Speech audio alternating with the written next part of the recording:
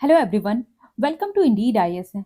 Today we are going to discuss the Hindu newspaper of 29 December 2023 and अगर आपको इसका PDF चाहिए तो मैं टेलीग्राम का लिंक डिस्क्रिप्शन बॉक्स में डाल दूंगी, आप वहां से ले सकते हैं।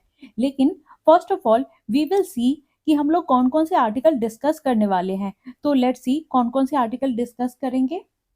First we will discuss Qatar court drop death penalty for 8 Indians. तो ये हम लोग करेंगे। Then after we will discuss 3 articles of editorial which is very important for the prelims and most important for the mains. तो वो हम तीनों article discuss करेंगे। तो लेट्स सी कि कौन से वो आर्टिकल हैं। तो we will discuss India's stationary course in the shipping value chain. तो this article we will discuss. Then we will discuss anti-Zionism versus anti-Semitism, and then we will discuss old and strong, because these articles are very much important for the mains examination. That's why we will discuss. And please like, share and support so that I can take the live classes and we can connect with one to one, so that we can interact to each other। और फिर जो भी doubt and discussion होंगे तो वो हम easily कर सकते हैं। So that's why please like, share and support. तो चलिए डिस्कशन स्टार्ट करते हैं। So let's start the discussion. Qatar court drop death penalty for 8 Indians. And as this running in the news कि जो कतर में 8 जो नेवी इंडियंस है तो उनका जो है डेथ पेनल्टी का उनको सजा सुना दिया गया था। बट रिसेंटली ये जो प्राइम मिनिस्टर है और उनका जो मीटिंग हुआ था दोहा में, तो उसके बाद अभी जो है उनकी जो डेथ पेनल्टी है वो हटा दी गई है। और ये बहुत राहत की बात है जो भी वहाँ पे जो नेवी ऑफिसर्स हैं और उनके जो फैमिली मेंबर्स हैं उनके लिए, और जो वहाँ पे जो एम्बेसी है। और कैसे हमें पता चला कि ये सारी चीजें हुई है, जो इंडिया के एम्बेसी है कतर में उन्होंने इस बात की सूचना दी है मिनिस्ट्री में। एंड लेट्स सी कि फर्दर इसमें और क्या आया है। तो 8 जो फॉर्मर इंडियन नेवल पर्सनल थे उनको जो सजा सुना दिया गया था, तो अभी क्या है कि जो दोहा में कम्यूटेड और सेंटेंस दे दिया गया था उनको। लेकिन ये जो विपुल है, विपुल इंडियाज एम्बेसडर टू कतर जो वहां पे रहते हैं, तो उन्होंने ही ये सारी चीजें बताई हैं कि after the meeting of prime minister Narendra Modi and ये जो एमिर ऑफ कतर, तो उनका नाम क्या है, शेख तमीम बिन हमद अल थानी। तो ये जो कॉन्फ्रेंस ऑफ पार्टी 28 हुआ था दुबई में, तो उसके बाद ये लोग का मीटिंग हुआ था। देन आफ्टर इस पर डीप डिस्कशन हुआ था। एंड आफ्टर दैट जो डेथ सेंटेंसेस सुनाई गई थी उस पर रोक लगा दिया गया है। And it is very cheerful to the family member of naval officers and जो इंडियन मेंबर है उनके लिए भी। एंड ऑल दोज जो 8 नेवल ऑफिसर है उनको अरेस्ट किया गया था लास्ट ईयर ही, और जो एम्प्लॉय थे किसके, Dahra global defence service company में। तो वहां पे इनको ये अरेस्ट कर लिया गया था। एंड ये भी है न्यूज में कि वर्डिक्ट आया है। तो टर्म ऑफ वर्डिक्ट क्या है वहां पे कि मिनिस्ट्री और neither the ministry nor the those aware of the appeal court जो वर्डिक्ट हुआ है उससे, और comment the term of the reduced verdict. और ये जो वर्डिक्ट आया है तो मिनिस्ट्री जो थी वो इससे अनअवेयर थी, लेकिन जब ये सजा सुना दिया गया उसके बाद ये न्यूज बहुत ज्यादा फैल गया। उसके बाद ही ये सुनवाई लगाई गई कि ये जो डेथ पेनल्टी है उसको नहीं देने के लिए और डेथ पेनल्टी हटा देने के लिए। और ये जो डेथ जो सेंटेंस है, जो फर्स्ट पॉजिटिव डेवलपमेंट हुआ था, families of the 8 men who have been death row since they were visited October 26। और ये जो डेथ का सेंटेंस है ना, कब सुनाया गया था, अक्टूबर 26 को।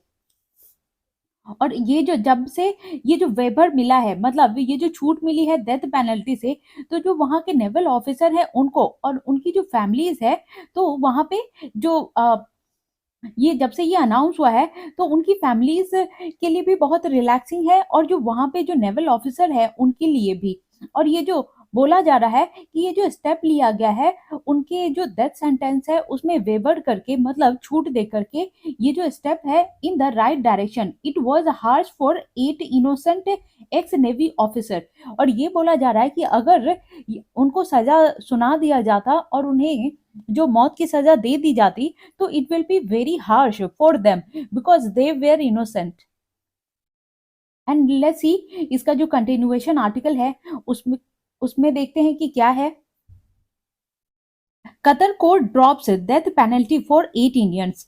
तो ये डेथ पेनल्टी तो हट गया है, लेकिन लेट्स सी कि इसमें और फर्दर क्या न्यूज ऐड हुआ है। तो ये जो लेनियंसी है केस का, और जो month after the prime minister Narendra Modi met with ये जो कतर के रूलर हैं शेख तमीम बिन हमद अल थानी ऑन दिसंबर 1। और दिसंबर 1 में क्या हुआ था, ये जो कॉन्फ्रेंस ऑफ पार्टीज 28 हुआ था।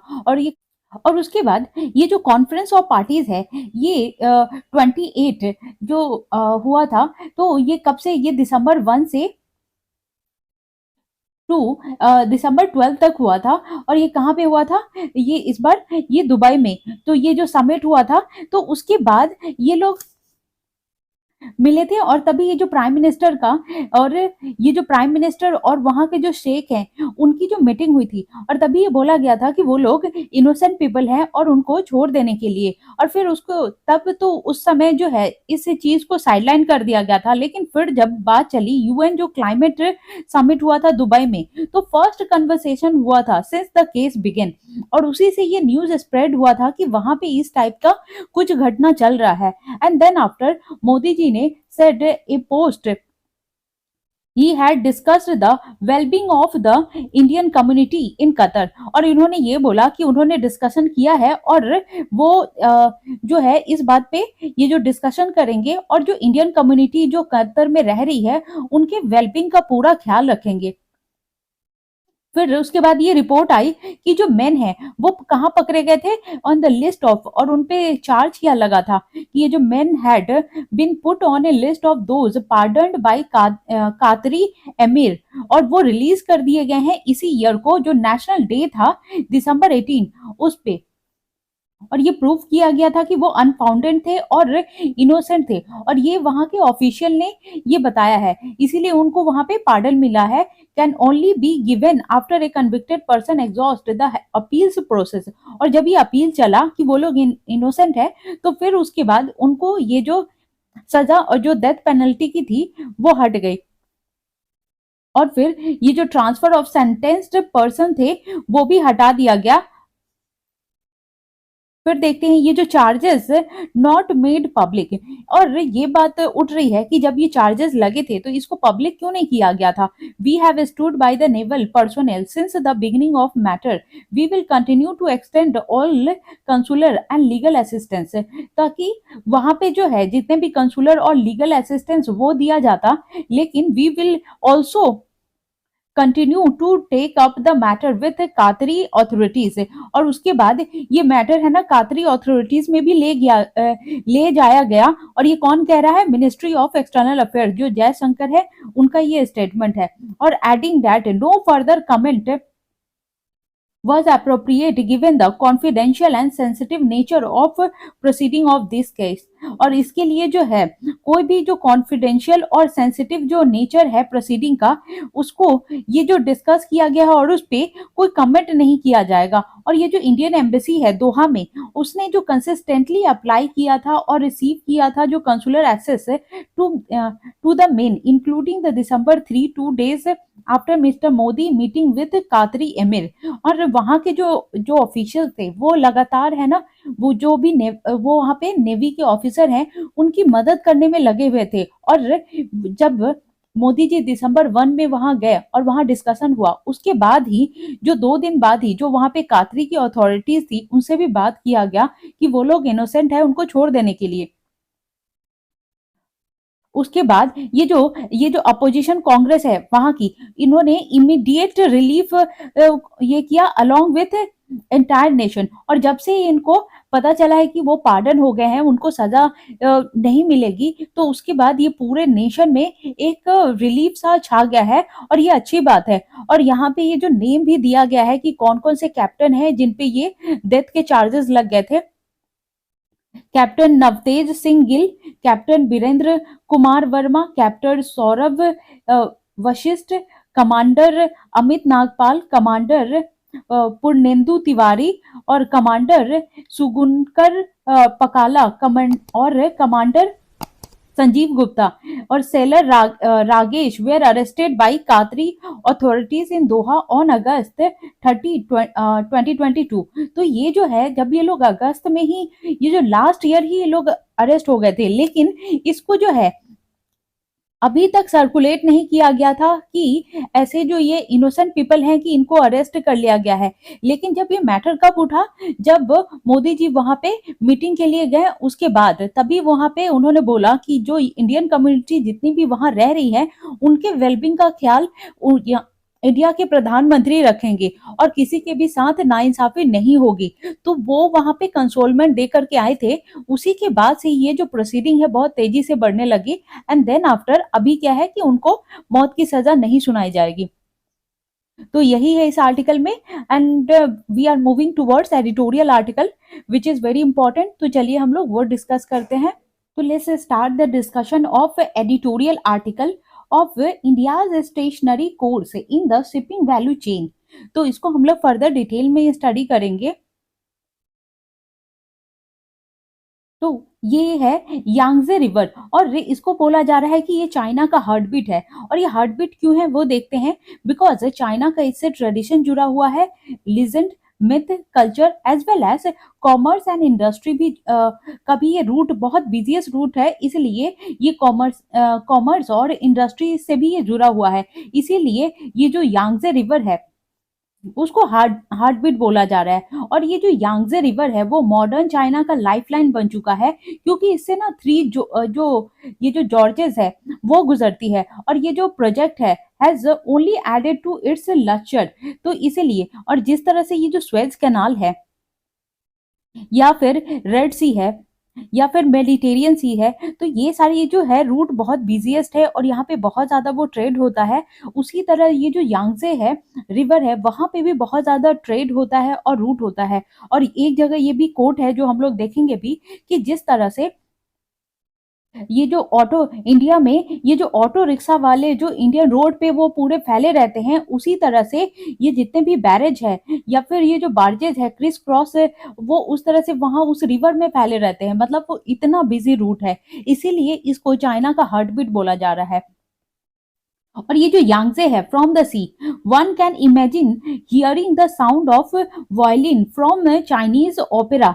और यहाँ पे ये भी बोला जाता है कि वहां पे जो ये जो वायलिन की आवाज होती है वो वहां पे सुना जाता है कि इतना ज्यादा, और ये जैसे कि वहां पे ओपेरा चल रहा हो। और ये जो है ये जो कुंग फू है पांडा, और वो भी और मोस्ट रिसेंटली फ्रॉम कुंग फू पांडा से। और ये जो one can not close one's eye on the massive merchant ship. अब वहां पे इतना ज्यादा मर्चेंट शिप गुजरता है कि वहां पे जो आई क्लोज करने का भी फुर्सत नहीं होता, या फिर इतना बिजिएस्ट रूट हो चुका है। तो इसीलिए ये जो है fleeting in and out of the river. और ये जो ट्रेड है वो, और ये जो रूट है वहां पे इतना ज्यादा ट्रेड होता है कि वो बिजिएस्ट रूट बन चुका है। जैसे कि ये जो स्वेज हो गया और इवन द पनामा कैनाल और ये सी कैनोय ऑफ शिप। तो इस तरह से वहां पे शिप का इतना बिखरा रहता है और वन बिहाइंड द अदर। और ये बोला जा रहा है कि जो शिप है वो वन बिहाइंड द अदर ऐसे लदे रहते हैं वहां उस रूट पे। और इसीलिए ये भी बोला गया है कि जैसे, और ये स्मॉलर जो है ना बार्जेस क्रिस क्रॉस रिवर में वो ऐसे फैले रहते हैं जैसे ये वहां पे ये जो ऑटो रिक्शा इंडियन रोड पे। तो इसीलिए बोला जा रहा है कि ये जो मर्चेंट शिपमेंट है ये इनक्रेडिबल साइट है और ए स्टोरी ऑफ एक्सपर्ट सीमेनशिप, जो लॉजिस्टिक प्लानिंग एंड ये जो पायलटिंग स्किल्स है। तो ये बोला जा रहा है कि कैसे वो लोग इतना बिजिएस्ट होने पे भी इतना बढ़िया से वो लोग मैनेज करते हैं और इतना जो ग्रोथ कैसे हुआ। तो ये भी एक कंपेयर किया गया है कि इंडिया और जो चाइना था, तो ये लोग 1948 में ये दोनों ही सेम ही लेवल पे थे। और इवन दो इंडिया है ना उनसे फार बेटर था, क्योंकि इंडिया का जो नेवी है और जो ये शिपमेंट है वो उसका कोई मुकाबला नहीं कर पाता था। इवन दो टिल टाइम अभी जो है इनका जो शिप है जो बनाने का, वो बिगेस्ट मर्चेंट शिप है एवर जो इंडिया का है, और उस समय भी ये बहुत आगे थे। लेकिन उस समय जो है चाइना वो बिल्कुल भी एग्जिस्ट नहीं करता था, क्योंकि उसने इस पे ज्यादा इम्फेसाइज नहीं किया था और वो प्रोग्रेस के मैटर पे भी बहुत पीछे था इंडिया से। लेकिन कैसे अब जाके अब ये हाल हो गया है कि जो पूरे वर्ल्ड में 50% जो है शिपमेंट का काम चाइना ही करता है। तो उसने इतना ग्रोथ कैसे ले लिया, और इसकी वजह से ये जो इंडिया है ना इतने पीछे रह गया है। ये बोला जाता है कि China and India are same, लेकिन ऐसा रियलिटी में नहीं है, क्योंकि चाइना फार बियॉन्ड बहुत आगे निकल चुका है हर चीज में।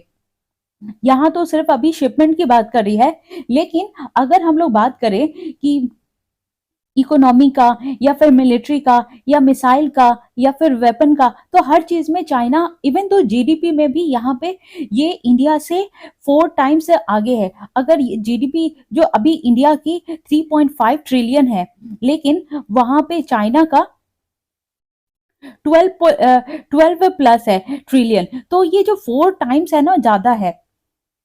और ये बोला जा रहा है कि ये जो कंपेयर भी किया जा रहा है कि इंडिया वर्सेस चाइना का स्टोरी, और इसीलिए ये जो 1980 में भी अगर देखा जाए तो ये जो चाइना है वो रियल बोट का और एंड ये जो 1980 में भी कहीं पे एग्जिस्ट नहीं करता था। और तब भी ये जो इंडिया है वो boosted A tradition of modern ship owing. In fact, most spectacular case of a ship owing the world has seen A uniquely Indian contribution. और तब भी जो इंडिया का बहुत ज्यादा कंट्रीब्यूशन था, लेकिन चाइना का नहीं था।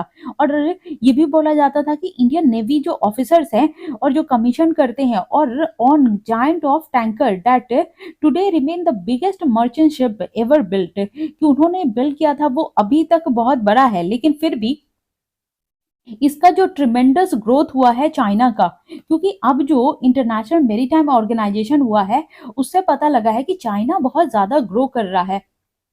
और देखते हैं कि इंडिया जो है वो पहले से ही बहुत ग्रोथ था इंडिया का शिप के मैटर पे। India had shipyard that we are beginning to give hope that they may well build ship competitively for global market. और ये बोला जाता था कि ये जो शिप है, शिप के मैटर पे इंडिया जो ये वर्ल्ड में पूरा राज करेगा, और ये इसका है ना ग्लोबल लेवल पे कोई कॉम्पिटिटर नहीं होगा।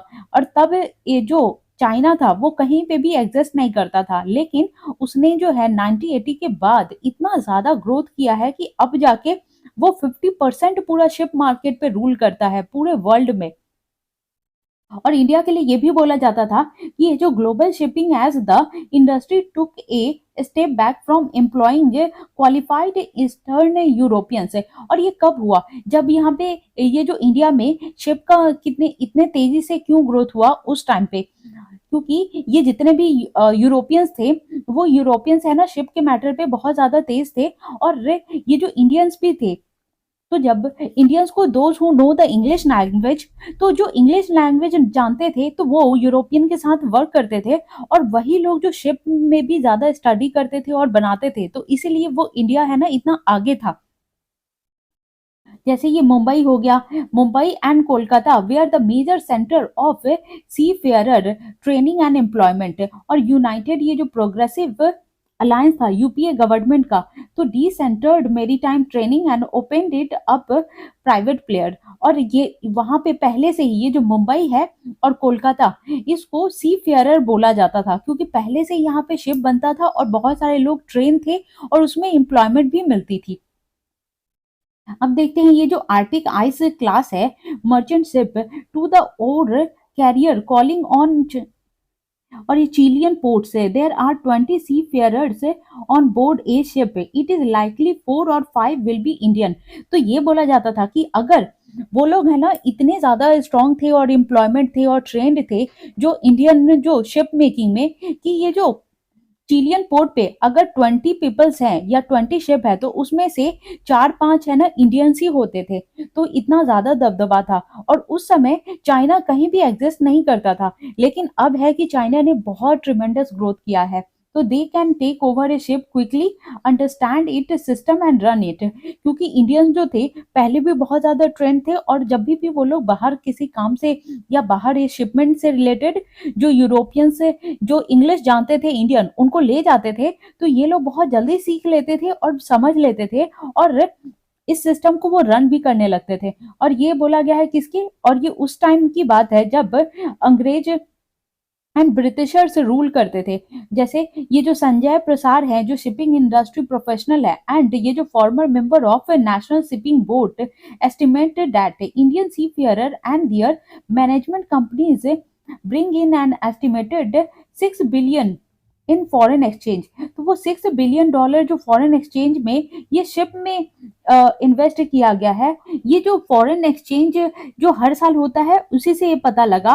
और ये जो संजय बारूज का आर्टिकल आया है द वायर, और वहां पे जो है इंडिया का टोटल जो फॉरेन रेमिटेंसेज है ये भी पता लगा कि $125 बिलियन है, while China stand at $50 billion. तो ये भी है कि ये जो इंडिया है वो अभी तक जो रेमिटेंसेज जितनी भी आती है उसमें नंबर 1 पे चल रहा है, क्योंकि सबसे ज्यादा रेमिटेंसेज इंडिया ही लेता है। और रेमिटेंसेस क्या होती है कि जो इंडिया के पीपल्स जो हैं वो बाहर जो अर्न करते हैं, और कुछ भी अगर स्टार्टअप किया और कुछ भी, तो जो वो मनी अपने इंडिया में भेजते हैं अपने जैसे कलीग को, या फिर इन्वेस्ट करते हैं इंडिया में, या फिर उनके जो फैमिली मेंबर या नियर एंड डियर वंस है, तो वो जो पैसा भेजते हैं उसको रेमिटेंसेस बोला जाता है। और वो सबसे ज्यादा इंडिया ही करता है। और इस बार ये जो 2023 के सर्वे में भी था कि जो उससे भी पता लगा है कि इंडिया जो है वो सबसे लार्जेस्ट है कि रेमिटेंसेस पाने पे ये वर्ल्ड नंबर 1 है, क्योंकि सबसे ज्यादा रेमिटेंसेस इसी को मिलता है।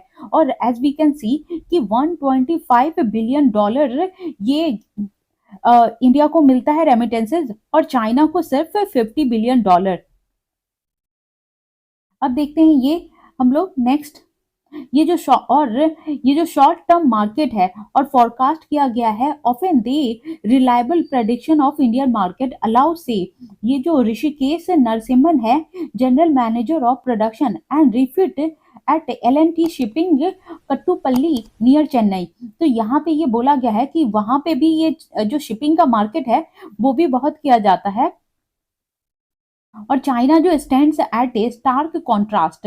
और अब बात करते हैं हम लोग चाइना की, क्योंकि अभी तक हमने जितनी बातें की हैं वो इंडिया की है, लेकिन अभी इंडिया वर्सेस चाइना की स्टोरी चल रही है। तो जो हमने अभी तक जो स्टोरी देखा है वो चाइना की स्टोरी, वो इंडिया की स्टोरी थी, लेकिन अब जो हम लोग देखेंगे वो चाइना की स्टोरी बिगिन होने वाली है। और हम लोग देखेंगे कि कैसे इसने एकदम कॉन्ट्रास्ट और अलग ही ग्रोथ किया है, क्योंकि जब ये इंडिया जब वो उस समय भी ये बहुत अच्छा वर्क करता था और इसका हाथ इतना साफ था, लेकिन उस समय जो 1980 में चाइना एग्जिस्ट भी नहीं करता था शिप मेकिंग में, तो ये कैसे 2020 में इतना ज्यादा राइज किया है। China stand as a stark contrast, powered by a dedicated government plan to ramp up or shipbuilding and owing. China by 2020 was making half of all ships in the world, and just as Japan and Korea, the previous leader in shipbuilding, Chinese ये जो ship owner difficulty built most of on ship at state on. और ये बोला जा रहा है कि ये जो पहले जो जापान और कोरिया ही आगे थे शिप मेकिंग में, लेकिन अब इसने क्या किया है उसको भी कैप्चर कर लिया है। और उसमें क्या है, ये जो गवर्नमेंट की ऐसी प्लानिंग थी और उसी पे चल के इसने इस तरह से है ना वो मुकाम हासिल कर लिया है कि अब जो ये 50% ऑफ द वर्ल्ड ये पूरा कैप्चर करता है इस इंडस्ट्री को। अब देखते हैं हम लोग ए नेग्लिजिबल शेयर इन बिल्डिंग, कि ये इंडिया कैसे इतना पीछे रह गया और क्या इसने किया है। जब यूपीए गवर्नमेंट आई थी और उसने मैरीटाइम एजेंडा हुआ था 2020 में, तो फिर ये उसने क्या किया, increase India share of global ship building from less than 2% to a modest 5% in decade. क्योंकि पहले है ना ये इतना ज्यादा नेग्लिजिबल करते रहे शिप मेकिंग में, इसीलिए इंडिया पीछे छूट गया। लेकिन जब यूपीए गवर्नमेंट आई तो उसने क्या किया, 2020 से ये जो पहले 2% था तो शिप मेकिंग का काम, ये शिप बिल्डिंग का काम बढ़ा के उन्होंने 5% का ग्रोथ ला दिया पूरे डिकेड में, जो पहले नहीं हुआ था। और इंडिया का जो शेयर है ग्लोबल शिप बिल्डिंग में and drop to practically zero instead of inching up. और उसके बाद लेकिन ऐसा तो हुआ, लेकिन बाद में क्या हुआ कि ये जो और ज्यादा ये जो प्रैक्टिकली अगर देखा जाए तो ये शिप बिल्डिंग का काम है ना वो जीरो ही हो गया है बढ़ने के बजाय। और ये भारतीय जनता पार्टी की जो गवर्नमेंट है उसने मैरीटाइम इंडिया का विजन भी रखा है 2030 तक, और आउटलाइन 10 की, और उसके लिए 10 की भी ये इन्होंने बोला है कि इस सारी चीजों पे हम लोग ज्यादा फोकस करेंगे और ज्यादा इम्फेसाइज करेंगे। और वो कौन सी चीजें हैं, जैसे लॉजिस्टिक हो गया, इन्वायरमेंट कंसर्न हो गया, पोर्ट इंफ्रास्ट्रक्चर हो गया, and increase in seafarer growth and training. और but just does not mention any plan for ship building and ये ओनिंग। और इन्होंने ये जो गवर्नमेंट है उसने ये सारी चीजों पे तो बोली कि हम एम्फेसाइज करेंगे, बट उसने ये मेंशन नहीं किया कि कैसा प्लान रहेगा कि जिसके कारण ये जो शिप बिल्डिंग या फिर ओनिंग ये इंक्रीज हो। तो ऐसा कुछ नहीं बताया है। और ये सब किसके अंडर में हुआ है, ये जो इनका सागर माला प्रोजेक्ट है उसके तहत। और अभी जैसे आज से ही मैंने ये जो प्रीलिम बूस्टर सीरीज है 2024 के लिए वो स्टार्ट किया है, और उसमें मैंने ये जो सागर माला प्रोजेक्ट है तो उसको मैंने डिटेल में डिस्कस किया है। क्योंकि पहले जो सागर माला ये जो प्रोजेक्ट ये जो फेज 1 में चलाया गया था, तो फेज 1 कब स्टार्ट हुआ था 2017 में, और ये एंड कब हो गया ये 2023 में। लेकिन अब जो है सागर माला का फेज 2 चलाया गया है, तो ये जो कब से स्टार्ट हुआ है 2023 से, और कब तक चलेगा ये 2028 से और 29 तक। तो ये मैंने डिस्कस किया है, आप वहां पे जाके देख सकते हैं। मैं उसका लिंक डिस्क्रिप्शन बॉक्स में डाल दूंगी। प्रीलिम्स के हिसाब से वो डिजाइन किया गया है कि जितने भी इंपॉर्टेंट आर्टिकल हैं जो प्रीलिम्स में आ सकते हैं, और till the time of prelims वो चलता रहेगा, ताकि हमारा अच्छे से प्रीलिम्स का ये रिवीजन भी हो जाए और सारे आर्टिकल भी हम लोग कवर कर ले। तो चलिए फिर से हम लोग आते हैं यहाँ पे। और ये बोला गया है कि ये जो geopolitical pivot of global shipping है या शिप बिल्डिंग है would be an integral part of an serious attempt to amp up manufacturing capacity and deepen strategic partner. तो इसको अब बोला गया है कि अगर ये जो स्ट्रैटेजिक पार्टनर के साथ मिल करके इसकी जो कैपेसिटी है, जो मैन्युफैक्चरिंग कैपेसिटी, उसको बढ़ाना होगा, ताकि ये जो शिप बिल्डिंग का काम है वो फिर से जैसे पहले ये 1980 से पहले जो इंडिया है वो डोमिनेट करता था शिप बिल्डिंग पे, वो अब भी वैसा ही डोमिनेट करे। और ये बोला गया है कि जो शिप बिल्डिंग है और India a seat at the table not only in the global maritime industry but also enhance is presence in the international trade scene too. और ये बोल रहा है कि मेरीटाइम पे ही नहीं सिर्फ ग्रो करना है, ये जो इंटरनेशनल ट्रेड है शिप बिल्डिंग में उसमें भी ये ग्रो करेगा। तो ये सारी चीजें बोली गई हैं। और एक मूवी भी आई थी ओपेनहाइमर, जिसमें ये बोला गया था कि कैसे जापानीज पे के को डिस्ट्रॉय कर दिया गया वहां पे एटम बॉम्ब, जो नागासाकी का जब अमेरिका ने बॉम्ब थ्रो कर दिया था एटम बॉम्ब वो वहां पे नागासाकी पे। तो उसमें ये बताया गया है ओपेनहाइमर में कि ये जो नागासाकी ही क्यों चुना गया था, वहां के जो पोर्ट है, क्योंकि जापानीज जो है वो अभी हमने पढ़ा कि जापानीज कैसे ये शिप बिल्डिंग में या पोर्ट्स में कैसे वो आगे थे। तो अमेरिका क्या करना चाह रहा था, वो जो जापान का ये जो पोर्ट है उसको डिस्ट्रॉय करना चाहता था। लेकिन उसने जो एटम या हाइड्रोजन बॉम्ब है ना वहां पे फेंका था। लेकिन जब ये बॉम्ब गिरा तब ये नागासाकी जो जितने भी जो सिविलियंस है जहां पे रहते हैं वो वहां गिर गया, और वो पोर्ट को डिस्ट्रॉय ना करके जितने जो सिविलियंस थे उनको बहुत ज्यादा ही ये बहुत ज्यादा ट्रॉमेटिक और सिनेरियो हो गया था, और बहुत ज्यादा उनको ज्यादा नुकसान पहुंचा था। तो इसीलिए उनका मेन जो अमेरिका का मेन मकसद था कि वहां के जो पोर्ट है उनको हैम्पर करना। और अभी भी जो वहां की शिप बिल्डिंग है और जो नेवी है, मर्चेंट है, वो अभी तक उतनी स्ट्रांग है, और उसी को अमेरिका खत्म करना चाहता था। लेकिन वहां पे जो सिविलियंस है उनके ऊपर बॉम्ब गिर गया, और बहुत सारे जो लाखों में सिविलियंस है ना उनकी डेथ हुई, और वो अभी तक सफर कर रहे हैं। क्योंकि बहुत वो जितने भी केमिकल्स हैं और जो बच्चे अभी तक पैदा होते हैं वो कुछ ना कुछ रीजन की वजह से हैंडीकैप ही होते हैं उस बॉम्ब के अटैक के कारण। तो ये हमने देख लिया डिटेल में। अब now we are moving towards the next article.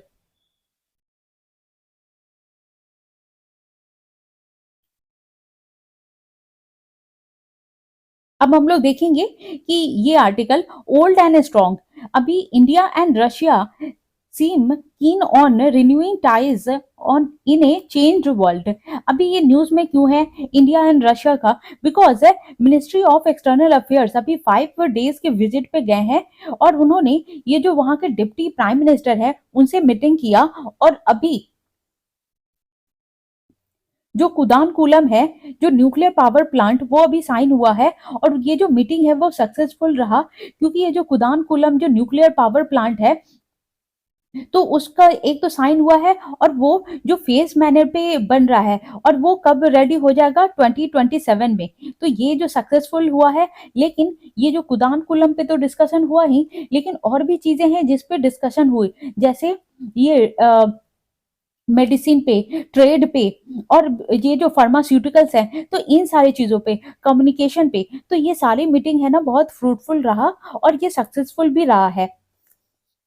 अब देखते हैं इसमें, तो ये सारी चीजें हो गई। और मैंने ये जो प्रीलिम बूस्टर सीरीज लिया है, तो उसमें कुदानकुलम के बारे में अच्छे से डिस्कस किया है, तो आप वो जाकर के देख सकते हैं वहां पे। और उसकी ये जो न्यूक्लियर पावर पॉइंट है, तो वो किस फेज मैनर पे हो रहा है, वो 3 स्टेज में हो रहा है, फर्स्ट, सेकंड, थर्ड, और उसमें कौन सी जो मेटल लग रहा है, जैसे यूरेनियम हो गया। तो ये सारी चीजें हमने वहां पे अच्छे से डिस्कस किया है, तो आप जाकर के देख सकते हैं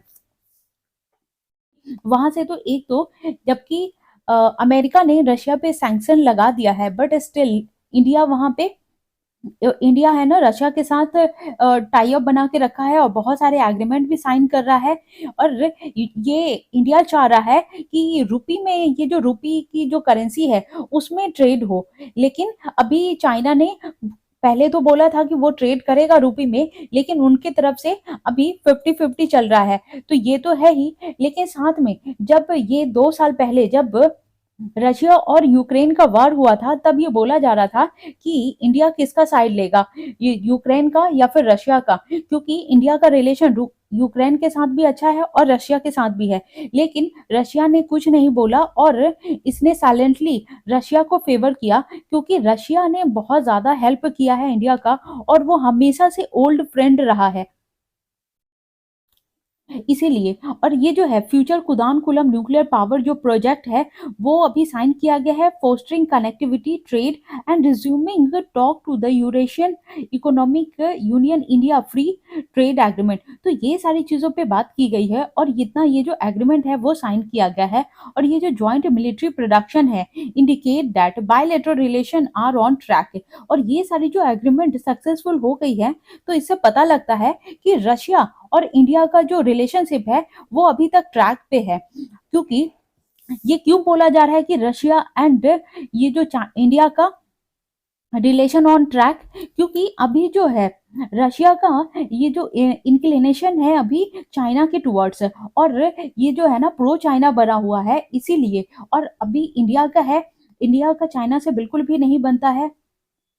तो इसीलिए अभी ये है कि अगर इंडिया को डाउट था कि रशिया प्रो चाइना बन गया है, तो ये इंडिया के साथ ट्रेड करेगा या नहीं करेगा। लेकिन ये जो रशिया ने इंडिया का भी वार्म वेलकम किया है और उसके साथ ट्रेड किया है, तो इसीलिए ये बोला जा रहा है कि इसका जो रिलेशन है और फ्रेंडशिप है वो अभी ट्रैक पे है। और ये भी बोला जा रहा है कि रशिया जो है वो नेक्स्ट ईयर ये जो ब्रिक का समिट होने वाला है, तो उसको चेयर करेगा। और इंपोर्ट, ये जो इंपोर्ट होता है Russian hydrocarbons will continue to rise despite the west Russian sanction. और ये जो हाइड्रोकार्बन का जो इंपोर्ट करता है इंडिया, वो कंटिन्यू रहेगा, क्योंकि ये जो वेस्ट रशिया पे अमेरिका ने सैंक्शन लगा दिया है, और ये बोला है कि जो भी रशिया के साथ ट्रेड करेगा तो उस कंट्री को भी सैंक्शन लगा दिया जाएगा। लेकिन इंडिया ने इस बात की परवाह ना करते हुए वो अभी इसके साथ ट्रेड कर रहा है।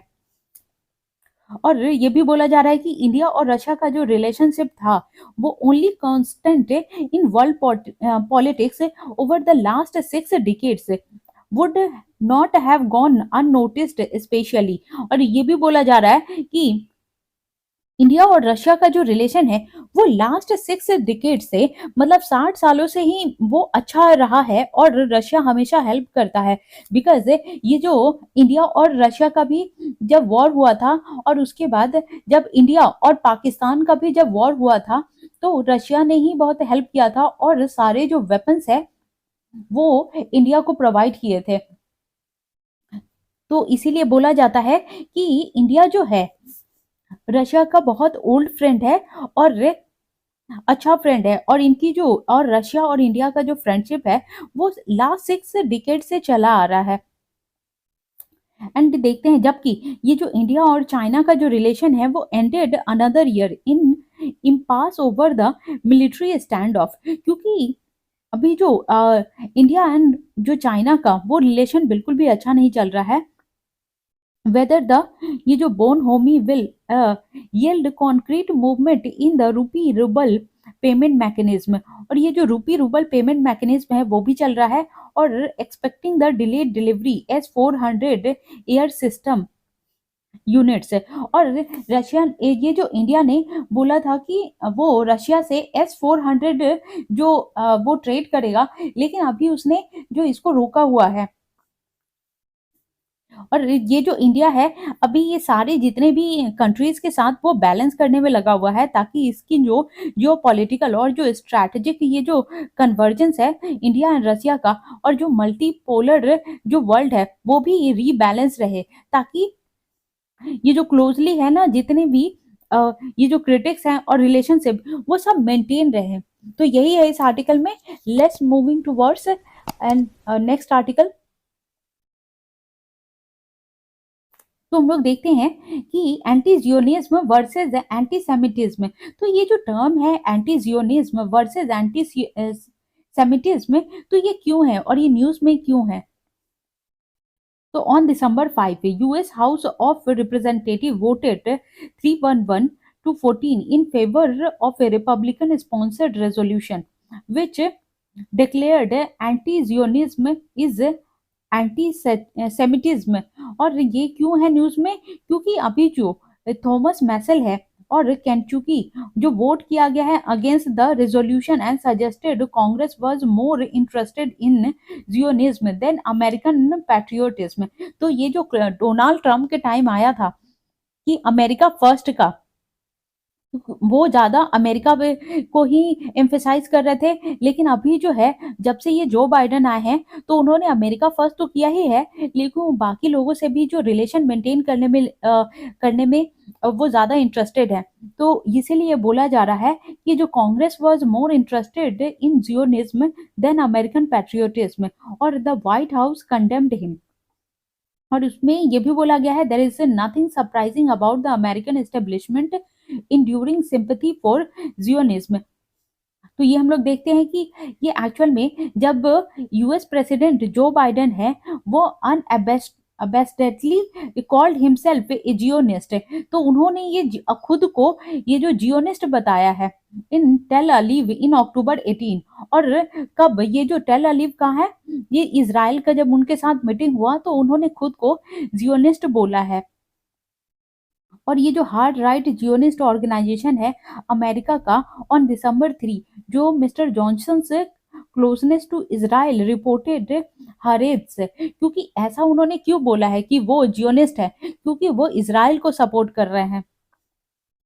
और ये जो है इफेक्ट ऑफ आइडियोलॉजिकल और प्रोपिंक्विटी between Jewish and Christian Zionism. तो ये जो क्रिश्चियन जियोनिज्म और ज्यूइश, और ज्यूइश कौन है? ये जो ये मुस्लिम्स लोग हैं वो हैं, have long been felt an American foreign policy in this widely debated जो ऐसे है ये जो गॉड्स कंट्री और वॉल्टर रूशल ये जो मीड रोड कंजर्वेटिव रेन। और ये बोला गया है कि राइजिंग ये जो इन एवेंजिकल पावर है वो डिपेंड हो रहा है, यूएस सपोर्ट कर रहा है जूइश स्टेट को, और in line with the Zionist belief that God blesses those who blesses the nation of Israel. और ये बोला गया है कि अमेरिका इसलिए ज़्यादा सपोर्ट कर रहा है जूइश स्टेट का, और वो जूइश स्टेट कौन से हैं? इज़राइल। और ये भी बोला गया है, ये जो स्लोगन है कि गॉड उनको ब्लेस करेगा जो इज़राइल नेशन को ब्लेस करेगा। मतलब जो इज़राइल नेशन का साथ देगा, तो गॉड उनका साथ देगा। तो ये सारी चीज़ें हैं, और ये जो बाइडेन है वो फुली सपोर्ट कर रहे हैं इज़राइल को, इसीलिए उन्होंने खुद को ये जियोनिस्ट बताया है। अब देखते हैं ये जो जियोनिज्म और ऑक्यूपेशन, एम ऑफ जियोनिज्म क्या है। और ये फर्स्ट जियोनिस्ट कांग्रेस 1897 में जो क्रिएट किया गया था ज्यूइश पीपल को ए होम इन ये अर्थेस इज़राइल सिक्योर्ड बाय लॉ। तो ये पहली बार जो है वो इजरायली जो पीपल है उनको सिक्योर किया गया था, और ये बोला गया था कि वो वहां पे रह सकते हैं। ये जो लैंड है वो इजराइल का ही है, और इसीलिए इजरायली वहां पे रह सकते हैं। और वो प्रॉमिस भी दिया गया कि ये गॉड की मर्जी है कि इज़राइल के लोग यहाँ पे रहें। और ये भी बोला गया कि this is our deed to our land because it proves that Jewish ownership of the land of Israel, कि ये जो है ना ये लैंड है वो इज़राइल का ही है। और ये एक माइथोलॉजिकल बाइबलिकल ये जो डॉगमा भी है जिसमें वो लोग बिलीव करते हैं कि recognised in two of most momentous ये जो प्रोनाउंसमेंट है। और ये लास्ट सेंचुरी से ये जो बाल्फर डिक्लेरेशन हुआ था 1917 में, और जो यूएन का जो रेजोल्यूशन हुआ था 181 क्लॉज 2 ऑफ 1947। तो ये जो बाल्फर डिक्लेरेशन है और ये जो रेजोल्यूशन हुआ था, तो उसी से बोला गया कि ये जो इजरायली है वो वहां पे जो पैलेस्टीन का जो जगह है उसमें रह सकते हैं। और फिर ये जो जियोनिस्ट थे cited both the document in their May 1948 जो डिक्लेरेशन हुआ था, ये जो इंडिपेंडेंस टू असर्ट ये जो नेचुरल लैंड है हिस्टोरिक, और ये हिस्टोरिक राइट बोला गया था कि इजराइल का ये जो है ना हिस्टोरिकल राइट है, और ये हिस्टोरिकल ये जो नेचुरल लैंड है कि इजराइल यहीं पे रहे। और ये किसके तहत हुआ था? और ये बोला गया था कि ये जो स्टेट है इजराइल का ही है। और ये जो investigating reading and appeal contain in this declaration would reveal that ये हिस्टोरिक राइट है कि इजराइल वहीं पे रहे। और ये बोला गया था कि ज्यूइश पीपल जो हैं वो throughout the diaspora to rally round the Jews Eretz Israel. और ये जो कि ये ओल्ड ड्रीम है और इसको रिडम्पशन किया जाता है इजराइल का। तो इसी सारी चीजें इसीलिए ये न्यूज में है। और ये रिडेम्पशन ऑफ इज़राइल के बारे में हम थोड़ा देखते हैं।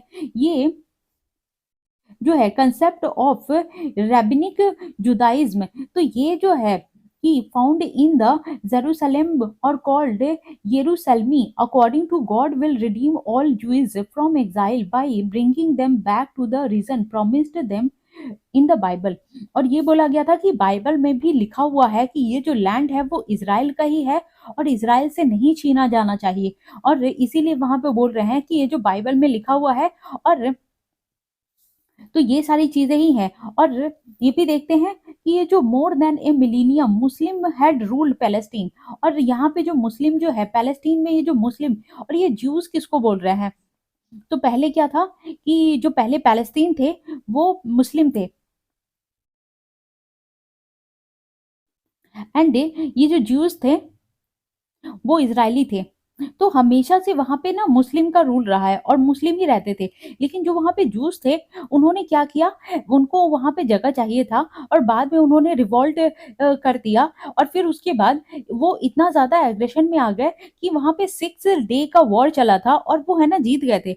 फिर उनमें एक कॉन्फिडेंस आ गया कि वो वहां पे रूल कर सकते हैं। और फिर उन्होंने क्या किया, जब वॉर का ऐलान कर दिया और फिर वो वॉर जीतने लगे, तो जितने वहां के जो पैलेस्टीनियन थे वो इधर उधर भागने लगे एज ए रिफ्यूजी। और फिर ये जो ज्यूज हैं और जो कि इजरायली हैं, वो उन्होंने उस जगह को पूरा कैप्चर कर लिया जो कि आज है आज उसी को इजराइल बोला जाता है। और फिर उन्होंने इस पूरे जगह को तो कैप्चर कर ही लिया, और बाद में ये जो वेस्ट गाजा है और ये जो वेस्ट बैंक है उसको भी इसी लोकेशन में वो लोग बोलने लगे कि ये भी इजराइल का ही पार्ट है। अब देखते हैं ये जो जियोनिज्म है, ये जो foregoing argument show shorn of its biblical irredentism. और ये जो रेटोरिक ऑटोथोनी, ये जो जियोनिज्म है वो reduced just another turn for the ये जो फोर्सिबल ऑक्यूपेशन इंटायर पैलेस्टीन। और पैलेस्टीन का क्या है कि वो चाहती हैं कि ज्यूज वहां से हट जाए, इजरायली हट जाए, और हमें फिर से जो हमारा जो लैंड था और टेरिटरी था वो वापस मिल जाए। लेकिन इजराइल ऐसा होने नहीं देगा। उसने बोला है कि ये पूरा खुदा का आदेश है कि ये लैंड हमारे लिए ही है, और ये बाइबल में भी लिखा हुआ है हमारे कि ये लैंड हमारा है, तो हम किसी भी हाल पे इसको छोड़ेंगे नहीं। और जो भी अगर ऐसा करना चाहेगा, हमें यहाँ से निकालना चाहेगा, तो उसने ये जो वहाँ के जो नितिन याहू है उन्होंने बोला है कि ये हमारे लिए आन की बात हो गई है कि we will not leave this territory. और अगर कोई ऐसा हमें बोलेगा कि ये हटाना है, तो फिर हम उसके लिए वॉर करेंगे, और जितनी भी जो टेरिटरी है वो सारा कुछ हम लोग कैप्चर वापस से कर लेंगे। तो यही सारा कुछ है। और इसमें है ना, जैसे ये बर्लिन बेस्ड इंटरनेशनल होलोकॉस्ट है और रिमेम्बरेंस अलायंस है, तो इसके तहत ये सारी चीजें ही डिस्कस हो रही है कि कौन किसका टेरिटरी है और कब मिलेगा। तो ये सारी चीजें अभी न्यूज में बनी रहेंगी। ऑल बिकॉज क्योंकि ये जो हमास और इसराइल का वॉर हो रहा है, और ये जब तक खींचा चला जाएगा तब तक ये इस टाइप की आर्टिकल्स आती रहेंगी। तो यही सारा कुछ है। There is nothing new. और इससे पहले भी हम लोग इसको डिस्कस कर चुके हैं। और जो मैंने जो विजन का मंथली मैगजीन है अक्टूबर का, उसका भी अच्छे से डिटेल में है ना ये सारी चीजें कि पीआईओ क्या होता है, ये बाल्फोर डिक्लेरेशन क्या है, और फिर उसके बाद यूएनएससी का क्या रोल है इसमें, फिर उसके बाद और इसमें जो है यूएनओ और यूनाइटेड नेशन का क्या इसमें रोल है, और यूनाइटेड नेशन ऑर्गेनाइजेशन ने क्या इसमें बताया था। क्योंकि ये जो 1948 में इसने डिक्लेयर कर दिया था कि इसराइल के पास इतना हिस्सा रहेगा, पैलेस्तीन के पास इतना हिस्सा रहेगा, और यूएनओ ने 8% टेरिटरी वहां की ले ली थी और बोला था कि ये इसका हम रूल करेंगे।